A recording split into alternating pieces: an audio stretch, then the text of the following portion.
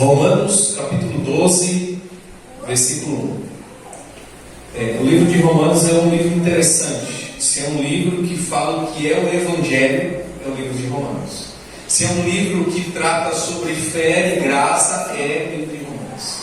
E o apóstolo Paulo vem aqui na sua tese, mostrando aqui o que é fé, o que é justificação, o que é santificação.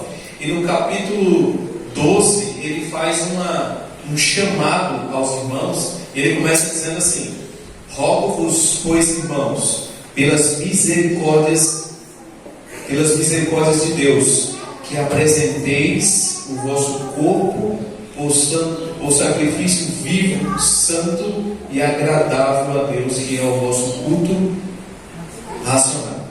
Então ele vem falando aqui de um culto a partir da razão, a partir daquilo que você pensa, a partir daquilo que motiva as coisas, né? É um culto chamado de culto racional. E ele diz assim: apresenteis o vosso corpo como sacrifício. A gente precisa entender um pouco, porque nós temos hoje uma mentalidade de culto totalmente diferente daquilo que é o culto na Bíblia, o culto que era o culto que sempre aconteceu na Bíblia. Deixa eu perguntar para você: como que era o culto no Éden? Quem sabe como que era o culto no Éden? Tinha liturgia, mensagem musical, entrando na plataforma. Como que era o culto? Era através da oferta e sacrifício, né? Nunca existiu na história um culto sem oferta. Nunca existiu um culto sem sacrifício, porque a oferta era o sacrifício. Se você for ver quando Noé sai da arca, ele faz um culto a Deus. O que ele faz? O culto era constituído de pedras, levantava-se um altar e sacrificava um animal. Só que hoje é necessário de sacrifício no culto, sim ou não? E se a gente ler Romanos de novo, eu vou fazer a pergunta. Rogo-vos, pois, irmãos, pela misericórdia de Deus, que apresenteis o vosso corpo por sacrifício vivo, santo, agradável a Deus, que é o vosso culto racional. É necessário sacrifício no culto hoje? Sim. Só que é diferente o sacrifício. O sacrifício agora não é morto, é um sacrifício vivo. Eu vou te falar. É mais fácil você se sacrificar a Deus em questão de segundos, entregando a sua vida por Deus, do que se sacrificar todos os dias, todos os momentos da sua vida, e viver uma vida de um culto racional. Outra coisa que nós temos uma mentalidade, e nós precisamos mudar isso, é que o culto é um momento da semana. E às vezes ainda consideramos o momento do culto um momento do culto, porque tem a lição da escola sabatina, tem um momento de louvor, e ali tem o momento dos dízimos e as ofertas, e agora começou o que a gente chama de a hora do culto divino, né? Tem o culto e o culto. Só que para Deus, culto não é um momento em um lugar. Se o nosso corpo, nós precisamos apresentar o nosso corpo a Deus como um sacrifício vivo, santo e agradável a Deus, significa que nós não nos separamos do nosso corpo. Você não sai para trabalhar e deixa seu corpo em casa. Significa que no trabalho você está apresentando um culto a Deus, sendo agradável a Ele ou não. Ou um culto ao Deus verdadeiro, ou com qualquer outra coisa, mas você está apresentando culto. O que isso significa? Significa que se você sai para ir no mercado, porque o culto em Romanos capítulo 12, ele é a partir da razão. Ele fala um culto racional, significa que você precisa pensar, motivos, decisões. Vamos supor, dentro do seu trabalho você precisa tomar várias decisões. Ou isso é um momento de adoração quando você se posiciona agradando Deus. Quando você vai no mercado comprar, esse é um culto racional quando você precisa tomar decisões e você lembra que o que você vai comprar precisa glorificar a Deus. A forma que você precisa se comportar na escola precisa agradar a Deus. Isso é o quê? Porque nós nos preocupamos com o culto aqui. E às vezes nós fazemos distinção entre roupas para o culto e roupas que não é para o culto. Fazemos distinção entre palavras e comportamentos que usamos no culto e palavras que não usamos. Só que Deus está falando assim: o culto, você é o culto. Quando você acorda, você está se apresentando de forma agradável ou não a Deus. E a gente vai perceber isso na Bíblia, porque a Bíblia vai dizer em 2 Coríntios 5:10, vai dizer que todos nós teremos que comparecer ao tribunal de Cristo e vamos prestar conta de tudo que fizermos no meio do nosso corpo. 1 Coríntios capítulo 6, versículo 10, ele diz assim: não sabeis vós que o vosso corpo é o santuário de Deus e que o Espírito de Deus habita em vós? Ele diz assim: porque fostes comprado por preço, e preço de sangue. Glorificai a Deus no vosso corpo.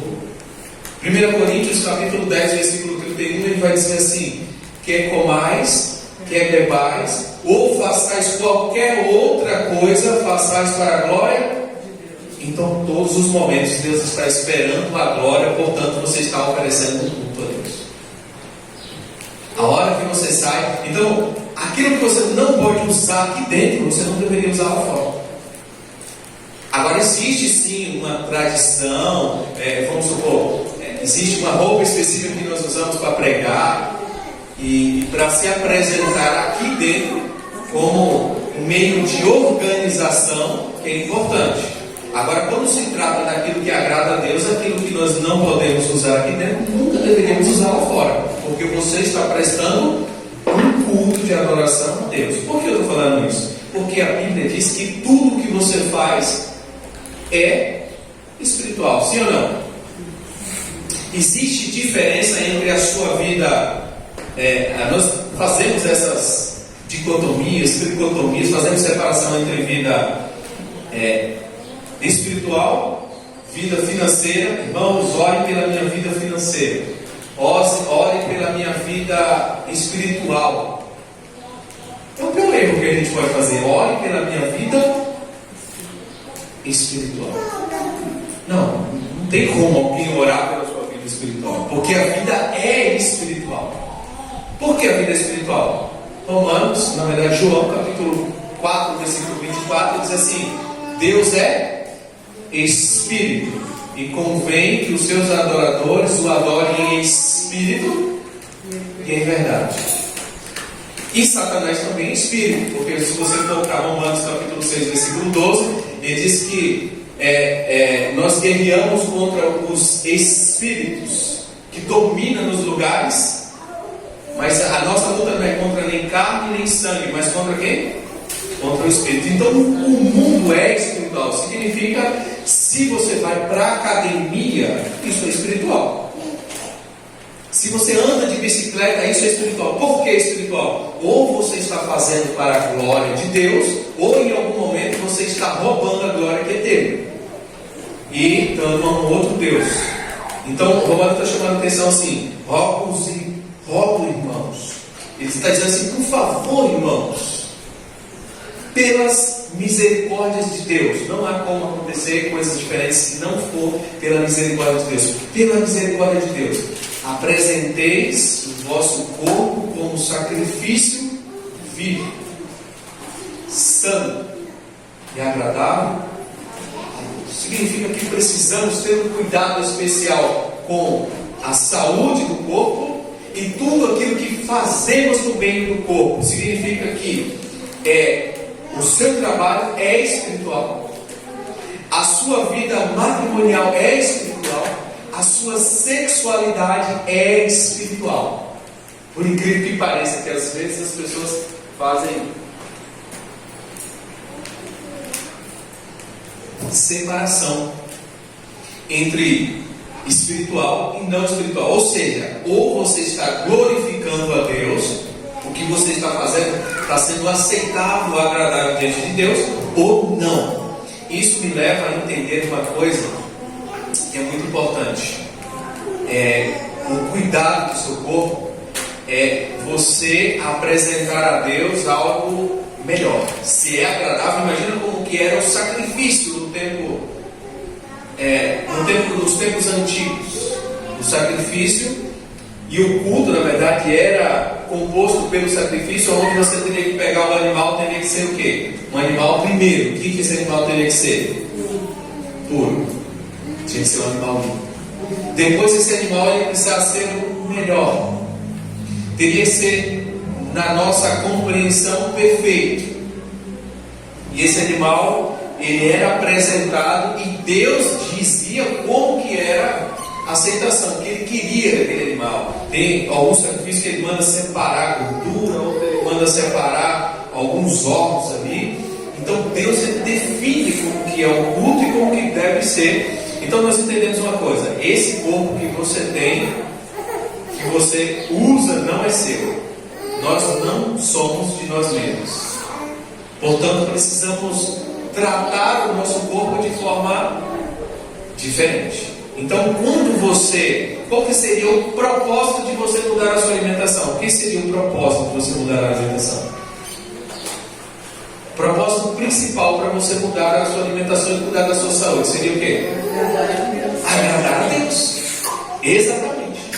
Então, assim, por que eu não como um tipo de alimentos e como outros tipos de alimentos? Porque eu como para a glória e isso para a Bíblia. Quem comais, quer bebais ou façais qualquer outra coisa, façais para a glória de Deus. Então não podemos nos prender no sentido ou com o pensamento que o culto é somente o que acontece aqui.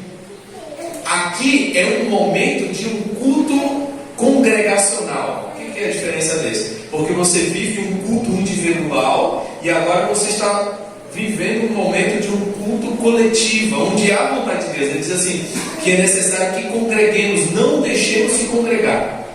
Então Deus está chamando a gente para a gente prestar um culto, e esse culto precisa ser racional, no sentido de que você vai estar aqui com diversidade de sentimentos. Alguém aqui está triste, outros podem estar preocupados, outros podem estar aqui felizes, e você precisa dedicar todos esses sentimentos para a glória de Deus. Então, o que sentimos durante o culto é diferente um do outro. Mas esses sentimentos precisam ser completamente ligados a Deus. Como? Eu preciso ser um culto racional, eu preciso entender o que está acontecendo aqui. Que louvor está cantando? O que esse louvor está dizendo? E o que eu tenho a ver com esse louvor? Ou seja, quando eu canto, eu preciso me entregar, eu preciso ir junto, porque é um culto racional, eu preciso me entregar para o culto. Quando a mensagem é pregada, eu preciso ter uma decisão do que está escrito, de viver aquilo que está escrito. Isso é um culto. Fora disso, é um culto que não vai ser aceitado diante de Deus. Então, assim, você é parte do culto. Você é o sacrifício do culto. O que você está sendo agora, a percepção do que você está tendo com o que eu estou falando e o que você vai fazer com o que eu estou falando tem muito a ver com o culto verdadeiro. Então, e esse culto, ele acontecia que você tinha que fazer um sacrifício. E para a gente entender, quando ele fala assim, um sacrifício, vou perguntar para vocês, existem duas formas que Deus trabalha.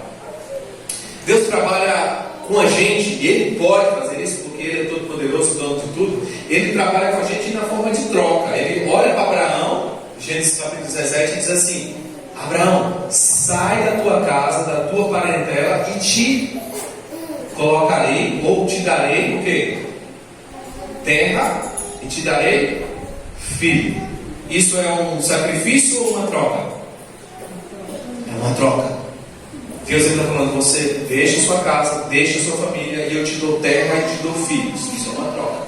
E Deus ele vai trabalhar várias vezes. Por que Deus está fazendo isso? Porque o meio de Ele nos levar a obedecer com promessas. Ele vai falar assim: se ouvires atentamente a minha voz e obedecer todos os meus mandamentos, nenhuma doença enviarei sobre vós daquelas que enviei sobre os egípcios.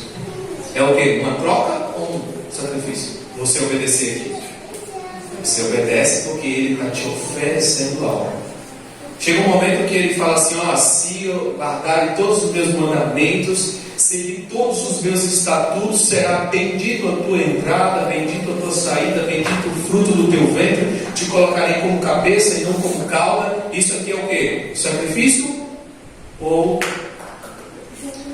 troca? É uma troca. Ele fala assim: você me obedece e eu te dou. Deus, Ele pode fazer isso, eu não. Agora, a mentalidade que nós temos de culto e de sacrifício, sabe o que é? Senhor, eu estou orando, você me dá poder. Eu estou obedecendo, então o Senhor tem que me proteger. E quando acontecem algumas coisas, o nosso questionamento é: mas eu faço tudo direitinho, não perco um dia de culto e as coisas não estão acontecendo no lugar. Isso aqui é diferente. Deus não pediu isso para você. Deus pediu um sacrifício. E sacrifício exige uma coisa. Vou mostrar para você um outro sacrifício de Abraão. Ele fala assim: Abraão, pega o teu filho, o teu único filho, sobe ao monte e sacrifica o seu filho. Agora, sacrificar o filho seria o quê? Troca ou sacrifício? Sacrifício. Por quê? Não tinha nada. E ele foi e sacrificou. Agora, o que Deus estava pedindo com esse sacrifício? Para a gente entender o que é esse sacrifício aqui. O que Deus está pedindo com esse sacrifício? Obediência. Mas Ele quer tirar algumas coisas de Abraão. Imagina só. Abraão tem só aquele filho. Abraão já era idoso e toda aquela promessa, toda aquela expectativa de nascer esse filho, promessa frustrada. Depois Deus renovou a promessa para ele, nasce o filho. O filho para Abraão, o que seria o filho para Abraão? A sua alegria. É a alegria de Abraão ter aquele filho. É tanto que ele deixa de circuncidar, ele começa a deixar de fazer as coisas para ficar com o filho. E Deus falou bem assim: eu quero o seu filho. Deus não está falando assim: eu quero o seu filho. Eu quero a sua alegria. Eu quero o seu sonho. E eu quero o seu futuro. Eu vou tirar o futuro seu. Porque se tirar Abraão, Isaac, ele não tem o futuro de uma grande nação. Não tem mais aquele futuro que Abraão estava planejando a partir do momento que nasce Isaac. Então, quando Deus pede aquele sacrifício, Deus está colocando algumas coisas. Ele fala assim: Abraão, eu não quero ser disputado pelo seu filho, eu não quero ser disputado pelo seu sonho, e eu não quero ser disputado pelo seu futuro. Então, quando você pensa no seu futuro, no seu filho, no seu sonho, eu preciso ser a prioridade. Jesus vai repetir de forma diferente. Ele fala assim: quem amar pai, mãe, filho, mais do que a mim, não é digno de mim. E que não aborrecer o pai, a mãe, o filho, a esposa, não pode ser meu discípulo. E que não deixar tudo por mim, não pode ser meu discípulo. O que Jesus está dizendo? Ele está pegando os amores mais nobres que existem entre os relacionamentos humanos, e ele está dizendo assim: eu não quero disputa com seu pai, eu não quero disputa com a sua mãe. O meu amor com você, o relacionamento que eu tenho com você, comparado ao relacionamento que você tem, os seus amores mais nobres, vai parecer ódio. Vai parecer que você não ama, porque você vai ter que me colocar em primeiro lugar. Então, isso é sacrifício. E sacrifício, ele é uma entrega. Posso eu entregar um animal para sacrifício, mas eu vou tirar as unhas dos animais, porque eu gostei das unhas e quero para mim. Eu vou tirar as pernas desse animal e vou oferecer esse animal. Existe sacrifício assim? Ou você entrega tudo, ou ele não aceita. Então, sacrifício não é troca. Não é você fazer alguma coisa esperando outra. Porque nós tratamos, às vezes, a vida cristã como tratamos o relacionamento entre alguém que está atrás do balcão. O que você faz? Você pega alguma coisa e você põe uma coisa no balcão e você pega outra de volta. Qualquer loja que você vai, você coloca dinheiro e você traz. Com Deus não é assim. Ele não é um balcão para você ficar trocando coisas. É um altar. Então, qual é a diferença? Precisamos mudar esse pensamento. querendo ou não, uma ou outra hora, não pensamos assim? Resumimos o culto aqui, nos preparamos para aqui, mas aí quando saímos lá, vivemos relaxadamente. E fazemos segundo a nossa vontade. É que nem, às vezes nós pegamos o nosso salário, tiramos 10% é de Deus. E os 90% é de quem? Para a glória dele. Só que ele deixa eu, como é que diz? Administrar. Você pode comprar se quiser, mas tem uma observação: que seja para minha glória.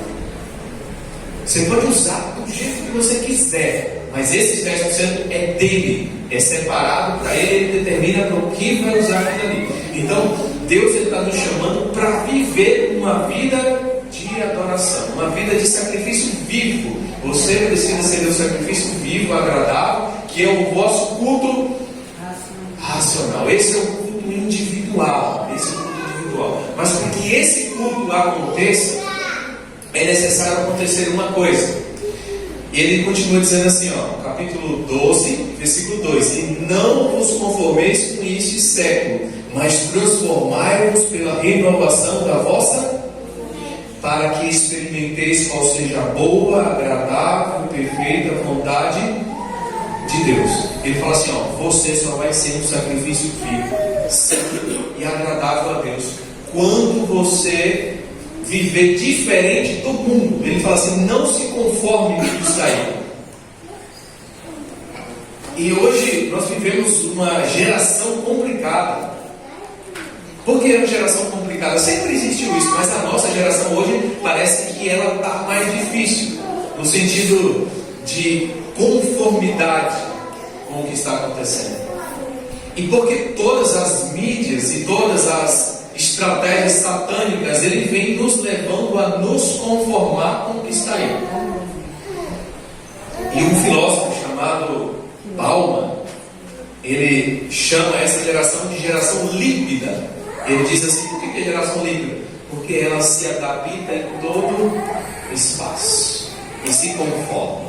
Se você coloca num copo quadrado, ela se acomoda. Se coloca num copo redondo, ela se acomoda. Ele está chamando essa geração de uma geração acomodada. E o apóstolo está dizendo assim, não se acomode com o que está aí.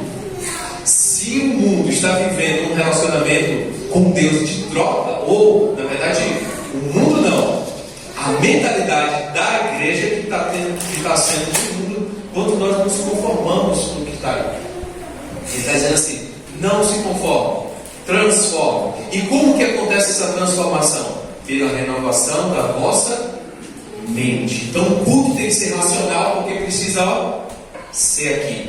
Agora entenda uma coisa, aqui é a central de comando do seu corpo. Tudo que você faz e fala vem daqui. Todos os seus hábitos, eles todos são resolvidos e comandados pela sua mente. Então precisa haver uma transformação de pensamento. Agora a palavra transformação, que ele usa aqui no original grego, é a palavra metamorfo.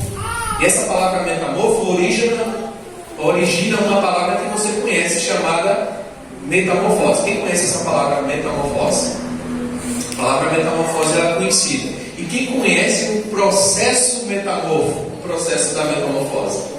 A gente conhece aqui mais um processo do girino, acho que um deles, mas a borboleta tem mais outro, a cigarra. A cigarra também ela é um Czinho bem amarelinho assim, tipo ela parece uma larva e ela passa por um processo de metamorfose e se transforma naquele ser totalmente diferente. Mas eu vou usar um exemplo aqui que o apóstolo quer dizer. Não se conforme com isso aí, transforme. Vamos lá, imagina uma largata. O que uma largata faz? Como que a largata anda? Come as couves da gente. Ela é uma destruidora. Ela destrói. Ela come as coisas. E ela se rasteja, né?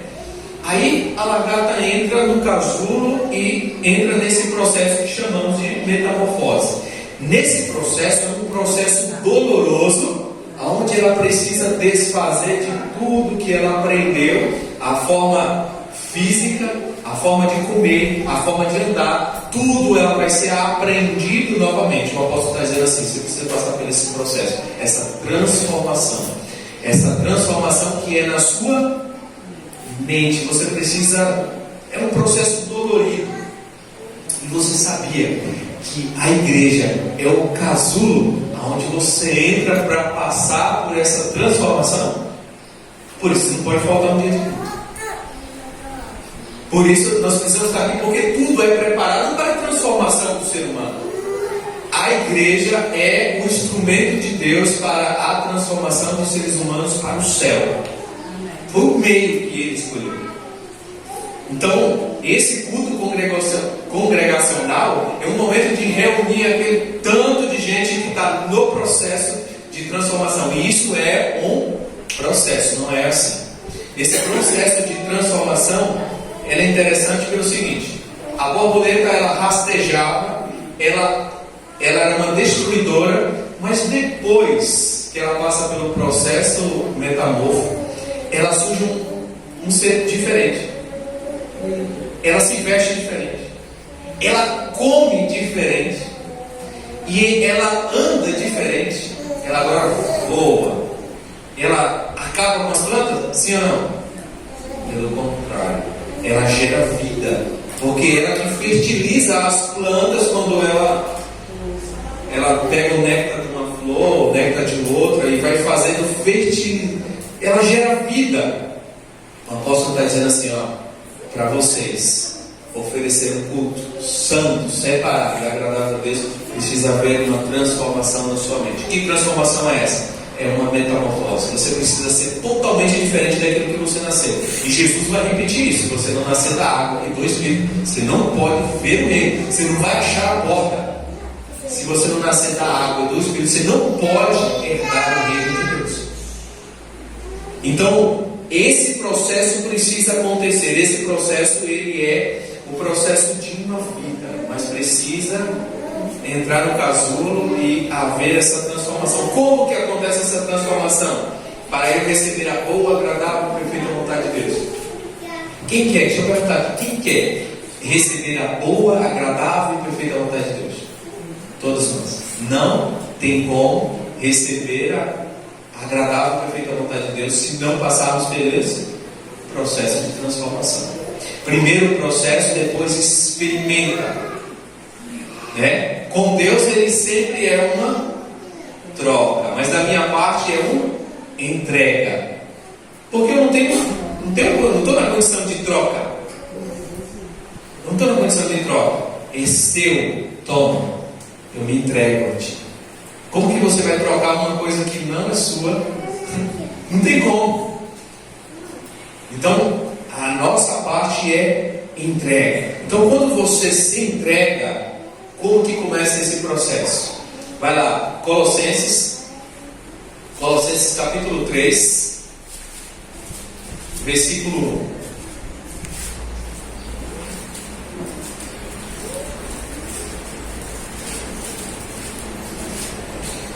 Colossenses 3 diz assim, portanto, se fostes ressuscitados juntamente com Cristo, buscai as coisas lá do alto, onde Cristo vive, assentado à direita de Deus, e pensai nas coisas lá do alto, não nas que daqui da terra. O apóstolo está dizendo assim: se você foi batizado, morreu e ressuscitou com Cristo, você precisa ter uma nova mentalidade. Como que começa essa mentalidade? Esquece as coisas da terra e foca nas coisas do céu. Mas como que eu esqueço das coisas da terra? Como que eu coloco isso em prática? Porque a vida precisa de trabalho, a vida precisa de dinheiro para manter, até mesmo ter a saúde para apresentar esse corpo vivo, agradável a Deus. Como que eu faço isso? Fazendo de forma agradável a Deus. Se você percebe que no seu trabalho, a forma que você está ganhando dinheiro não agrada a Deus, você não está sendo um culto aceitável diante de Deus. Portanto, você está cultuando qualquer um outro Deus. E às vezes nós percebemos que o nosso culto é um culto como a Baal. Como que é o culto a Baal? Baal está furioso, eu preciso fazer alguma coisa para acalmar ele. Então eu vou me flagelar, vou me cortar, vou fazer. Às vezes o que nós fazemos para Deus é uma forma de querer acalmar Deus, porque nós não somos aceitos diante dele. Aí vivemos uma vida totalmente diferente do que vivemos aqui dentro, do culto aqui. E aí, quando chega aqui no culto, nós precisamos fazer alguma coisa para acalmar a ira de Deus. É isso que é o culto trabalho. Eles faziam tudo aquilo lá para acalmar. Não, o nosso culto ele precisa ser racional, agradável a Deus. Então, para que isso aconteça, você precisa colocar as coisas daqui pensando, fazer as coisas daqui pensando na de lá. O que eu estou fazendo aqui glorifica a Deus ou me leva a viver diferente do céu? Se o comportamento que eu tenho aqui na terra pode fazer isso no céu, se não pode, vamos tirar daqui. E é até interessante também você pensar as coisas que eu como aqui, vou comer no céu. Então eu posso pensar o quê? A mentalidade de Baal, vou comer tudo aqui porque lá no céu não vai ter essa mentalidade. Mas você vai pensar também uma mentalidade que agrada a Deus. Ele fala assim, se nós não comermos lá, o que nós vamos fazer? Nós vamos usar uma transformação. Senhor, é um processo dolorido, porque eu gosto, aprendi a viver assim e tudo mais, e nesse processo há uma transformação que não é nossa. Essa transformação dessa morte desse ser para ser outro, ele precisa, como na verdade nós precisamos pensar como que eu, ou o que eu devo fazer para haver essa transformação. Qual seria o ponto de partida? Colossenses 3, versículo 5. Fazei, pois, morrer a vossa natureza terrena. Prostituição, impureza, paixão, lascívia, desejo maligno e avareza, que é idolatria. Por estas coisas é que vem a ira de Deus e sobre os filhos da desobediência. Então nós precisamos fazer morrer a nossa natureza pecaminosa. Pergunto para você, como matar essa natureza que nós temos? Quer saber como? Essa natureza não morre do mesmo jeito que a natureza santa, agradável a Deus, ela não é colocada em um mesmo momento. Essa natureza pecaminosa também não morre em um abrir e fechar de olhos. Significa que também é uma vida para você matar ela, mas você precisa matar. Fazer morrer a vossa natureza. Agora vamos para a parte mais prática da mensagem de hoje. A mensagem mais prática é que você precisa matar a sua natureza pecaminosa. Como que você vai matar? Vou te dar a dica. Ela só morre de uma forma: de fome. A sua natureza pecaminosa, ela só morre de fome. Significa que quanto mais você alimenta ela, mais ela vai ter poder, mais ela vai se aparecer, mais ela vai se apresentar como um culto a Baal na sua vida. Então como que eu mato ela de fome? Não alimentando ela com coisas carnais. A nossa natureza carnal, isso é difícil porque nós não pecamos, não nos tornamos pecadores porque pecamos. Nós somos pecadores, por isso pecamos. De acordo com o Salmo 51, versículo 5, em pecado me concebeu a minha mãe. Eu vejo duas crianças que eu tenho em casa ali. Ele não tem pouco contato com outras pessoas, mas a gente já vê ali uma ira, e sabe aquele de criança, você já vê ali uma natureza que às vezes a gente precisa reprimir ela, e tira a nossa paciência, nos deixa irado. Não é de Deus esse negócio aí. Então é da natureza pecaminosa. Já nasceu com essa natureza. Então nós temos essa natureza. Essa natureza ela precisa morrer de fome. Ela não pode ser alimentada. Então ela é alimentada pelas entradas da alma. O que seriam as entradas da alma? O que você ouve, o que você vê e o que você come. o que você come alimenta a sua natureza carnal. Alimenta. É tanto que Satanás, a estratégia deles é: vamos acabar com todo tipo de alimento saudável. Pega o trigo, tira todo o nutriente dele, deixa ele pobre. Você pega todos os alimentos naturais, enche de condimentos, enche de modificantes, tudo isso para acabar com o corpo dele, porque eu não quero que eles ofereçam um culto racional, para que eles saiam da razão dele. Essa é a estratégia de Satanás. Então, como que eu faço para alimentar a natureza espiritual? Se alimentando de coisas espirituais. Eu falo para vocês, você não vai conseguir vencer a sua natureza carnal passando 3 minutos de oração, 5 minutos de Bíblia e passando 4, 5 horas de entretenimento que não glorifica a Deus. Você não vai conseguir passar 3 horas no Instagram e 5 minutos, 10 minutos orando. Quem está sendo mais alimentado? Natureza carnal. Então eu vou ser mais o quê? Então, durante o dia, para mim ser um culto aceitável a Deus, eu preciso de uma coisa. Filipenses 4:8 vai dizer para mim e para você. Volta um pouquinho aqui, Filipenses. Volta mais umas 2 páginas aí, Filipenses 4:8. Olha só, qual deve ser o seu alimento para alimentar a vida espiritual. Finalmente, irmãos, tudo que é verdadeiro, tudo que é respeitável, tudo que é justo, tudo que é puro, tudo que é amável, tudo que é de boa fama, se alguma virtude há e se algum louvor existe, seja isso que ocupe o vosso pensamento. Por que Deus tem essa preocupação? O culto precisa ser aqui, razão, decisão do seu pensamento. Porque você pode estar aqui, mas o seu pensamento pode estar longe. Estou mentindo? Pode acontecer isso? Você está aqui e está pensamento vagando por aí. Isso significa que o que você está pensando não se relaciona com o que você, na verdade, não é agradável o seu pensamento aqui a Deus, não é aceitável diante de Deus, porque nós podemos pensar em coisas de pessoas lá de fora aqui, mas isso é agradável se é aceitável diante de Deus, o seu culto é aceito.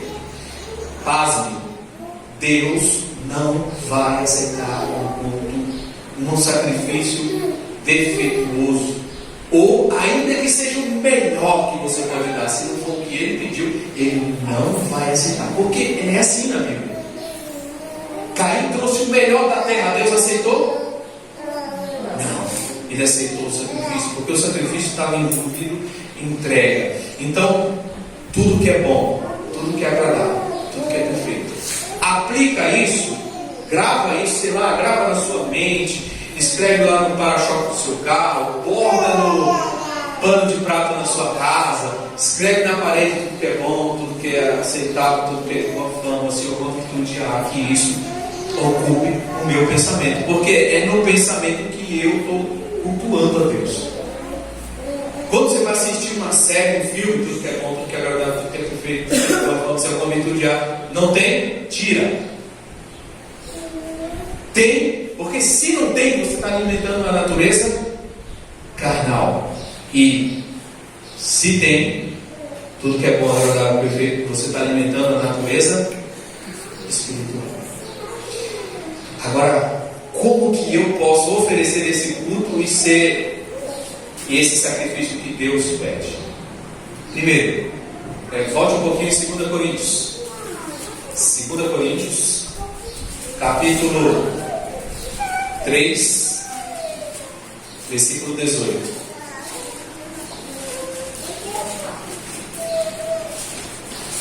Segunda Coríntios 3, 18. Diz assim: e todos nós, com o rosto desvendado, contemplando como por espelho a glória do Senhor, somos o quê? Somos transformados de glória em glória na sua própria imagem, como pelo Senhor o Espírito. Então olha só, ele vai usar um exemplo aqui, ele vai dizer que Moisés passou tanto tempo com Deus que quando ele vem com o rosto iluminado, glorificado. Ele teve que colocar um véu porque as pessoas não estavam conseguindo contemplar de tão grandiosa estava a glória de Deus em Moisés. E ele está dizendo aqui, ó, e todos nós, como pelo espelho, contemplando quem? A glória do Senhor, somos transformados. Tudo que você faz aponta para a vontade de Deus. Tudo que você está planejando, o que motiva as suas atitudes, glorifica a Deus. Significa que cada dia mais você está contemplando a glória de Deus. E conforme você vai contemplando a glória de Deus, você vai ser o quê? Transformado. É isso que Romanos fala? Não se conforme com o que está aí, mas transforme. Eu preciso saber como que eu transformo. Essa palavra transformar aqui é a palavra metamorfose. Ele fala assim, ó, quando você contempla a glória de Deus, acontece uma metamorfose. A palavra original aqui para transformar é metamorfose. Vai acontecer uma transformação que você vai ser um ser totalmente diferente. Mas você vai ser um ser, que tipo de ser? Você vai ser transformado à imagem de Deus. Você vai ser transformado à imagem de Deus. Então é contemplando a glória de Deus, é preocupado. Mas para que isso aconteça, eu preciso de uma coisa. Nós pensamos e não temos controle sobre os nossos pensamentos, certo ou errado? Não é difícil, nós não pensamos.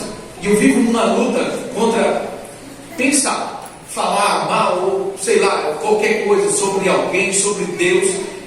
Está aqui na nossa cabeça. Sabe o que a Bíblia vai dizer para mim? 2 Coríntios, está em 2 Coríntios, lá no capítulo 10, versículo 4. Diz assim, ó, ele vai dar a arma para você vencer. E a arma é o seguinte: porque as armas da nossa milícia não são carnais, e sim poderosas em Deus, para destruir fortalezas, anulando nossos sofismas, toda a altivez que se levanta contra o conhecimento de Deus, e levando cativo todo pensamento à obediência a Cristo. Levar cativo todo pensamento à obediência a Cristo. Sabe o que ele quer dizer? Escravize o seu pensamento em Cristo. Lute para pensar em coisas do céu. Trabalhe para que isso aconteça na sua vida. Escravizar, cativar, é você pegar todo o pensamento e levar para Cristo. Pensou numa coisa errada, leva para Cristo. Senhor, por favor, transforma isso aqui. Olha só o que eu estou pensando. Olha só o que está me motivando. Sabe, os melhores dias da minha vida, os dias mais felizes da minha vida, foram os dias que eu me coloquei na condição de escravo de Cristo. Os melhores dias da minha vida é aquele dia, e a maioria das vezes é o dia de sábado. Sabe por quê? Porque o dia de sábado a gente esquece tudo dessa terra e começa a pensar em tudo do céu. E ele está dizendo que é para você fazer isso todos os dias, mas o sábado é um dia separado para esse propósito. Portanto, sabe aquele dia que você acorda, que você estuda a lição, que você passa a lição, que você está preocupado porque você vai pregar ou você vai ouvir uma pregação, você está preocupado com o que você vai ouvir, e depois desse dia você vai para casa, você almoça e a sua alimentação está preocupada em glorificar a Deus, e sabe, depois desse momento você precisa dar aquele descansozinho e você fala assim: nossa, eu preciso visitar alguém, eu preciso sair da estudo bíblico. Você está cativo. É o dia que eu só fiz as coisas para Ele, eu estou escravo dele. É o dia mais feliz, é o dia que eu me sinto mais satisfeito. Sabe o que isso significa? Que se nós não nos colocamos na condição de escravo, não existe posição mais feliz e mais segura do que você se colocar como escravo de Cristo. Eu quero fazer somente a sua vontade. Aí agora você é um culto, um sacrifício de entrega completa a Deus, e você vai ser aceitável e agradável a Deus. Mas para resumir essa mensagem, eu vou ler mais outro texto aqui e a gente já finaliza. Volta um pouquinho para 1 Coríntios capítulo 2. Primeiro capítulo 2, esse deve ser o nosso alvo, tá?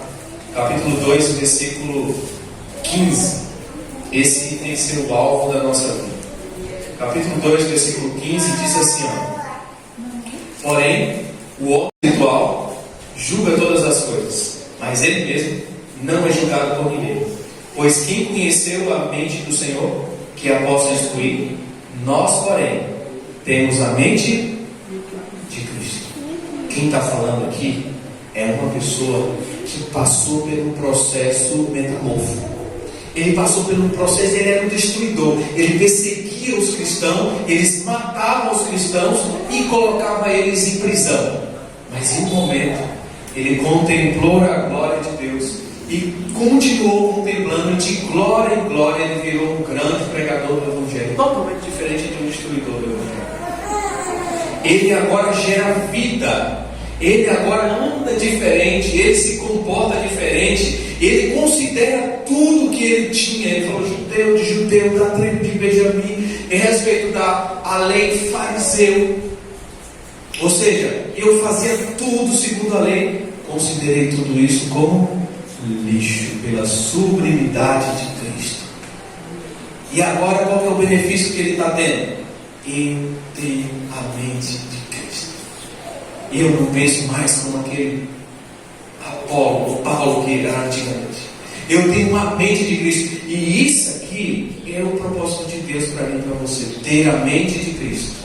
Você só vai ser um sacrifício vivo, santo e agradável a Deus quando você tem a mente de Cristo. Mas ninguém pode ser julgado, ninguém pode julgar, porque ninguém tem a mente de Cristo. Só quem tem a mente de Cristo pode julgar você. E ele fala assim: você pode julgar todas as coisas, porque você tem a mente de Cristo, você consegue ver espiritualmente o propósito e os motivos das coisas. Ter a mente de Cristo, ter uma transformação para que você tenha a mente de Cristo. Esse é o nosso alvo. Eu finalizo contando uma parábola.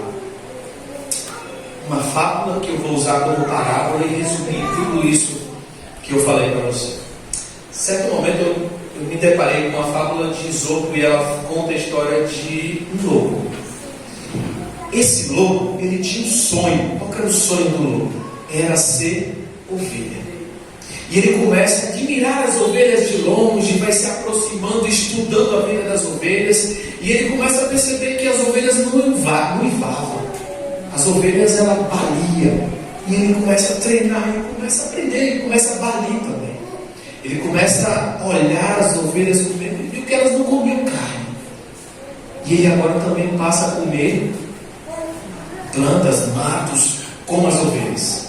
E ele foi se aproximando e ele falou assim: olha, eu já estou balindo, eu já estou comendo como uma ovelha. E agora ele percebeu que as ovelhas não corria do jeito que ele corria, elas não estavam mais saltitando, e ela começa a andar como as ovelhas. Aí ele falou assim: eu preciso fazer algo mais, eu quero me aproximar delas. E o lobo agora começa a se aproximar das ovelhas, e aos poucos ele vai chegando, as ovelhas corriam, ficavam meio com medo dele, porque ele era lobo. E chega uma hora que as ovelhas começaram a interagir com ele, e daqui a pouco eles estavam comendo junto. A ovelha está ali, viu o lobo comendo perto dela, ficou tranquilo. E o lobo comendo com as ovelhas, e agora ele falou assim: não, esse negócio de ser ovelha é muito bom. Eu queria mais, eu queria ter a pele de ovelha, eu queria. E ele acha uma carcaça de ovelha, entra naquela carcaça de ovelha, e naquele dia ele baliu como ovelha, saltitou como ovelha, comeu como ovelha, tinha lãs de ovelha, e para ele era o dia mais feliz.